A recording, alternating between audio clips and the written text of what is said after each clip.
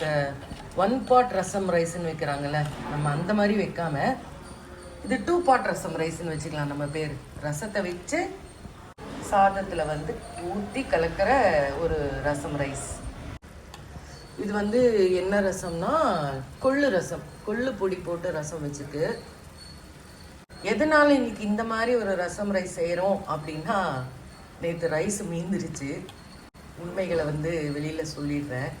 அதை கொஞ்சம் நல்லா மேஷ் பண்ணி சுட வச்சு இந்த மாதிரி ரசம் ரைஸாக பண்ணிட்டோம்னாக்கா கூட வந்து அது அந்த கரண்டி எடை தொட்டுக்கிறதுக்கு என்னன்றது அப்படியே காட்டுறேன். தொட்டுக்கிறதுக்கு எக்கு நான் தான் குறைச்சேன். சரிம்மா, நல்லா இருந்தாவும் பேர் உனக்கு காம்ப்ளிமெண்ட் உனக்கு தான். நல்லா இல்லைன்னா உங்களுக்கு ஷேர் இருக்கு அதில். ஐஸ் அது சரி.